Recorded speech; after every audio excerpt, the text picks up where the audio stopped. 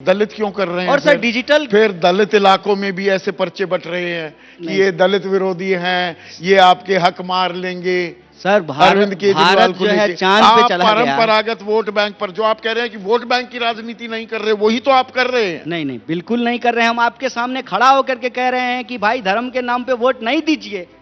प्रत्यक्षम किम प्रमाणम, आपके सामने बोल रहे हैं। आप अपने जो है सुरक्षा के लिए वोट दीजिए, आप अपनी समृद्धि के लिए वोट दीजिए, आप अपनी प्रगति के लिए वोट दीजिए, आप अपने बच्चों के भविष्य के लिए वोट दीजिए। अगर नेता अपने बच्चों के बारे में सोचता है तो आप अपने बच्चों के लिए वोट दीजिए, आप अपने बच्चों का भविष्य सोच करके वोट दीजिए। इतना स्पष्ट तरीके से बोल रहे हैं, हिंदी में बोल रहे हैं सर, कोई लाग लपेट थोड़ी है, स्पष्ट बोल रहे हैं।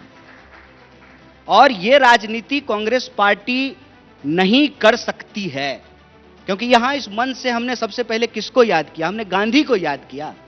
गांधी से ज्यादा कोई धार्मिक, ज्यादा बड़ा कोई धार्मिक व्यक्ति था क्या? गांधी से ज्यादा बड़ा धार्मिक कोई व्यक्ति नहीं था ना। लेकिन गांधी क्या कहते थे? गांधी कहते थे रघुपति राघव राजा राम, पतित पावन सीता राम, ईश्वर अल्लाह तेरो नाम, सबको सन्मति दे भगवान, सबको सन्मति मिले। नहीं, वो बिहार में सन्मति नहीं मिली, वहां पर विरोध हो गया था अश्विनी चौबे इसी भजन को लेकर। तो गांधी के देश में हिंदू मुसलमान चुनाव जीतेगा तो ऐसा विरोध होगा? यही तो देश को तय करना है कि यह देश गांधी का है कि गोडसे का है, यही तय करना है।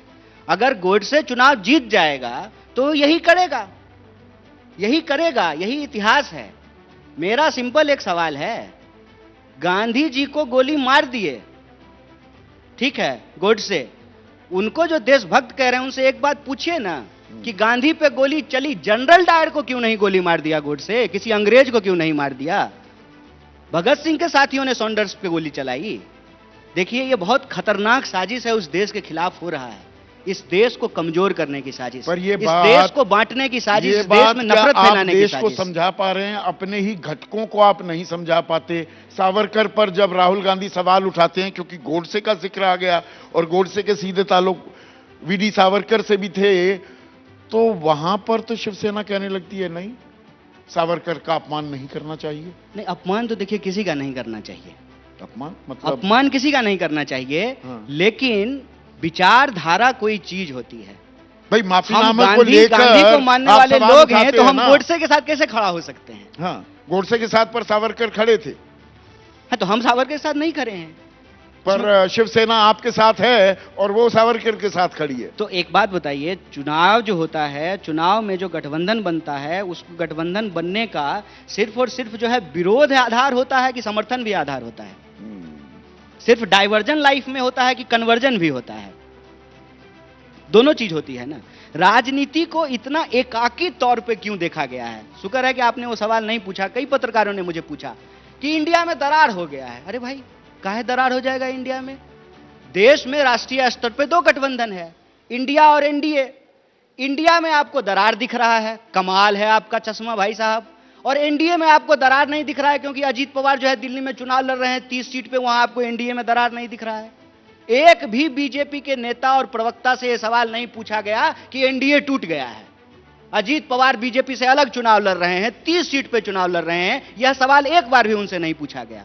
सारा प्रश्न हमारे तरफ ही है। तो वो तो पूछे जाएंगे ना। अब अखिलेश यादव अगर आकर रिठाला में चुनावी सभा संबोधित करेंगे अरविंद केजरीवाल के साथ, तृणमूल कांग्रेस अगर अरविंद केजरीवाल के साथ दिखाई देगी और कांग्रेस अलग थलग होगी, तो सवाल तो पूछा जाएगा। तो हम कहते हैं कि अगर इतिहास में जाकर के प्रश्न करना है तो कांग्रेस पार्टी तो सपा के खिलाफ भी चुनाव लड़ी है, कांग्रेस पार्टी तो टीएमसी के खिलाफ भी चुनाव लड़ी है।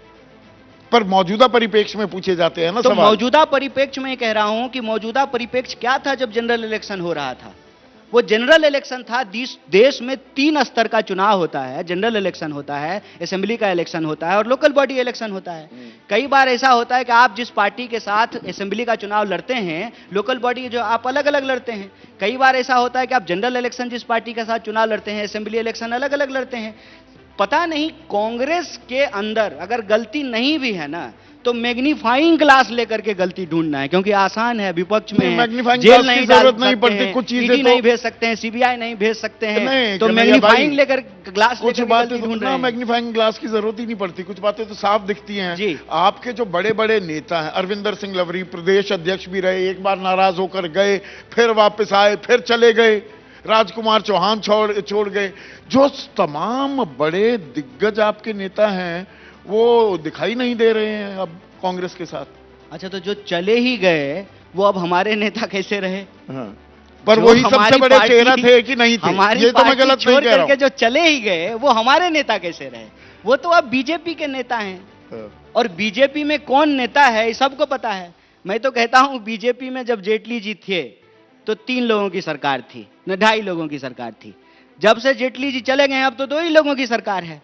545 एमपी जो बने हुए हैं उनको खुद ही नहीं पता है कोई एमपी है कि नहीं है। जो छोड़ करके जा रहे हैं वो कितना वहां नेता बन के रहेंगे ये आप देख लीजिएगा। कांग्रेस अपने आप को कहां खड़ा देख रही है? कांग्रेस अपने 0 आप बटा को- Laddu 4.3% vote bank.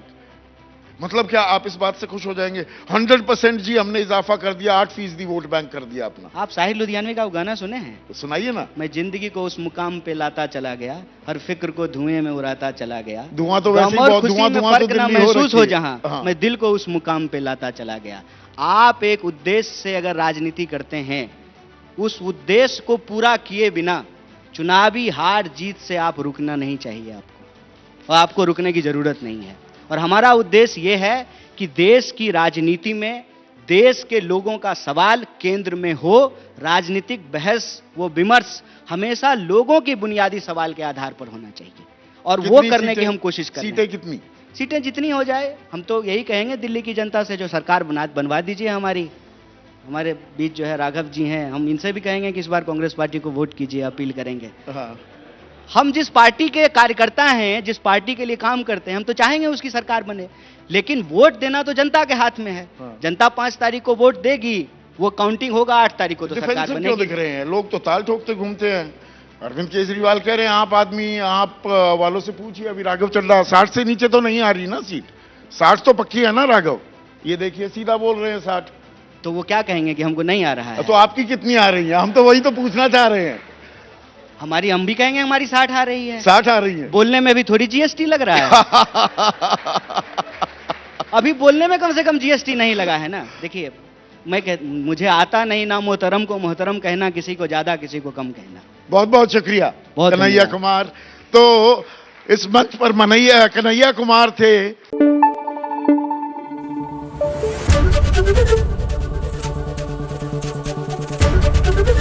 ABP news आपको रखे आगे।